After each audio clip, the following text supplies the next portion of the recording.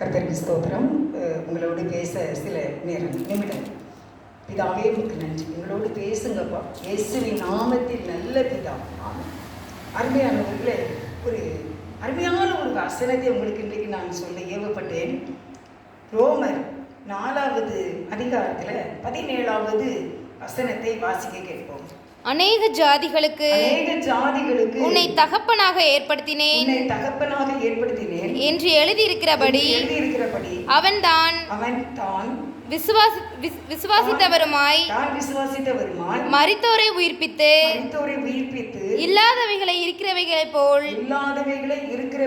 போல் அழைக்கிறவருமாய் இருக்கிற தேவனுக்கு முன்பாக நம் எல்லாருக்கும் தகப்பனானான்.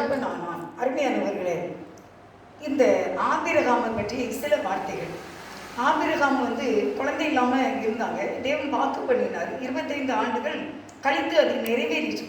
ஆனால் அப்படி குழந்தை பெறுவதற்கு ஏற்ற சூழ்நிலை இல்லவே இல்லை. அதை நான் உங்களுக்கு 18வது வசனத்தில் அதனுடைய விளக்கத்தை சொல்கிறேன். இல்லவே இல்லை. அப்படி இருந்தும் அவர் என்னன்னா, தான் விசுவாசித்தவருமாய் ஆபிரகாம் தேவனை விசுவாசித்தார். விசுவாசம் என்பது பெரிய ஒரு காரியம். உங்ககிட்ட என்கிட்டையும் இன்றைக்கு விசுவாசம் மட்டும் இருக்குன்னு வச்சுக்கோங்க, நம்ம தான் ஐஸ்வர்யவான். இந்த உலகத்தில் பாக்கியவதி நம்ம தான். ஆபிரகாம் அவர் என்ன செய்கிறாருன்னா, தான் விசுவாசித்தவருமாய் மரித்தோரை உயிர்ப்பித்து இல்லாதவைகளை இருக்கிறதை போல அழைக்கிற தேவன். மரித்தோரை எழுப்பினார். ஏசப்பா ஆபிரகாமை பார்க்கல. மரித்தோரை ஏசப்பா எழுப்பினதை ஆபிரகாம் பார்க்கல. அதுக்கு பிறகுமே எலியா, எலிசா அவங்கெல்லாம் எழுப்புனாங்க. அதெல்லாம் ஆபிரகாமுக்கு தெரியாது. ஆனால் ஒரு பயங்கரமான பெயர்த்து பார்த்தீங்களா, விசுவாசம் என்ன அப்படின்னா, மரித்தோரை எழுப்புகிற தேவன். அப்படி அவருக்கு இருந்துச்சு. ஏன்னா தன்னுடைய மகனை பலிபீடத்தில் கிடத்திட்டாரு. அருவாளை தூக்கி வெட்ட போகிற நேரம்தான் தேவன் பாடத்திலிருந்து பேசினார், பிள்ளையாண்டால் மேல் கையை போடாதே என்று. அதனால அவன் மரணத்துக்குள்ளே போயிட்டான். பிள்ளையை காப்பாற்றிட்டாரு. அப்போ என் பிள்ளைய மரித்தோரிலிருந்து நான் திருப்பி வாங்கினேன். அந்த அர்த்தத்தில் தான் அவர் அதை சொல்கிறாரு. வாழ்க்கையில் அனுபவபூர்வமாக பிராக்டிக்கலாக தன்னுடைய மகனை, சாவை கொடுத்த மகனை மீண்டுமாக உயிரோடு எழுப்பினவருமாய் இருக்கிற தேவன் நம்ம எல்லாருக்கும் தகப்பனானார். அப்போ யாரெல்லாம் சூழ்நிலைகளை பார்க்காம தேவனை மட்டும் பார்க்காங்களோ அவங்களுக்கு ஆபிரகாம் தகப்பனா இருக்கிறார். எப்படி தகப்பன்? விசுவாசிகளுக்கு தகப்பன். அந்த விசுவாச பட்டியலில் ஆபிரகாமுடைய பிள்ளைங்களாக நாம் மாறுகிறோம். அது 18ஆம் வசனத்தை வாசிங்கள். உன் சந்ததி இவ்வளவா இருக்கும் என்று சொல்லப்பட்டபடியே தான் அநேக ஜாதிகளுக்கு தகப்பனாவதை நம்புகிறதற்கு ஏதுவில்லாதிருந்தும் அதை நம்பிக்கையோட விசுவாசித்தான். இல்ல பாருங்க, உங்க சந்ததி இவ்வளவா இருக்கும் என்று தேவன் ஏற்கனவே வாக்கு கொடுத்திருக்கிறார். அததான் அந்த அநேக ஜாதிகளுக்கு நீ தகப்பனாவ.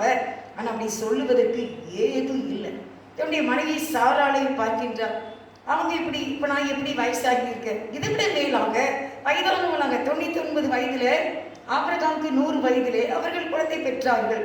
அப்படி அவரை பார்க்கிறாரு, மனைவியை பார்க்கிறாரு. அவங்க மெலிந்து எலும்பு தோலுமாக இருக்கின்றார்கள். அப்படிப்பட்ட சூழ்நிலையில கூட தேவனை நம்பினார். ஏன்னா வாக்கு கொடுத்திருக்காரு. நம்புவதற்கு ஏதுமில்லாத இருந்தோம். இன்னைக்கு பிளட் சர்க்குலேஷன் எத்தனை பாயிண்ட் இருக்கும், எல்லாம் இருக்குது.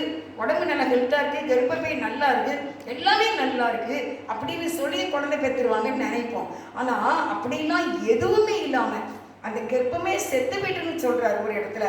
அப்படிப்பட்ட சூழ்நிலையில் என் மனைவி குழந்தையை பெற்றெடுப்பாள், நான் அநேக பிள்ளைகளுக்கு தகப்பனா ஆவேன், அநேக ஜாதிகளுக்கு அப்படின்னு சொல்லி ஆபிரகாமுக்கு ஒரு பயங்கரமான ஃபெய்த் வந்துச்சு, விசுவாசம் வந்துச்சு. அருமையானவர்கள், இன்றைக்கு கூட நம்முடைய வாழ்க்கையில் நாம் இதே மாதிரி தான் நம்புவதற்கு ஏதுமில்லாத ஒரு சூழ்நிலையில் காணப்படும் போது இயேசுவை நாம் விசுவாசிக்க வேண்டும், தேவனை விசுவாசிக்க வேண்டும். நம்புறதுக்கு எதுவுமே இல்லாத சூழ்நிலை, இருளான காரியம், பள்ளத்தாக்கு, எல்லாம் முடிஞ்சிட்டு முடிந்ததென்று நினைத்த நான் உயிர் வாழ்கின்றேன். அப்படி போல எல்லாமே முடிந்த மாதிரி தான். நம்மளே ஒரு ஃபுல் ஸ்டாப் வைக்கக்கூடாது. நம்ம கம்மா போட்டு அதை தொடரணும்.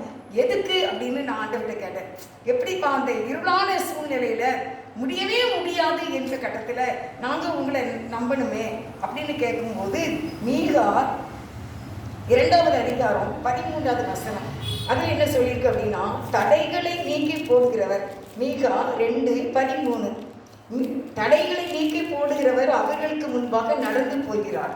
அவர்கள் தடைகளை நீக்கி வாசலால் உட்பிரவேசித்து கடந்து போவார்கள். அவர்கள் ராஜா அவர்கள் முன்னாக போவார். கர்த்தர் அவர்கள் முன்னணியிலே நடந்து போவார். அப்ப நீங்க ஒரு இருளான ஒண்ணுமே முடியாதுங்கிற எண்ணத்துல இருக்கும் போது தேவனாகிய கர்த்தர் அங்கே வந்து அந்த தடைகளை உடைத்து, அது மலைகளாய் இருக்கட்டும், குன்றுகளாய் இருக்கட்டும், கடலாய் இருக்கட்டும், நதியா இருக்கட்டும், எதுவா இருக்கட்டும், இப்போ உள்ள சூழ்நிலையாக இருக்கட்டும், பலவீனமா இருக்கட்டும், ஒண்ணுமே முடியாது இனிமே அப்படிங்கிற நிலையில நீங்கள் சோர்ந்து போக வேண்டாம் என்று இந்த செய்தி உங்களுக்கு கொடுக்கின்றேன்.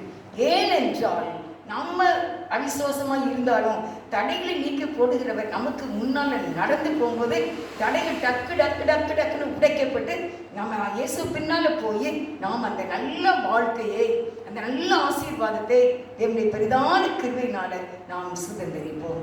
நம்புவதற்கு ஏதுவில்லாமல் இருந்தும் தடைகளை நீக்கி போடுகிறவர் எங்க வாழ்க்கையில எனக்கு முன்பாக நடந்து போகிறார். ஆதலால் நான் ஜெயம் எடுப்பேன் அப்படின்னு சொல்லி நம்ம விசுவாசிக்கும் போது, அருமையானவர்களே, நம்முடைய வாழ்க்கையில தடைகள் நீக்கும், நாம் ஜெயம் எடுப்போம், வெற்றி கொடி பிடித்திடுவோம், வீர நடை நடந்திடுவோம். கர்த்தர் உங்களை ஆசீர்வதிப்பார். ஆமென். God bless you.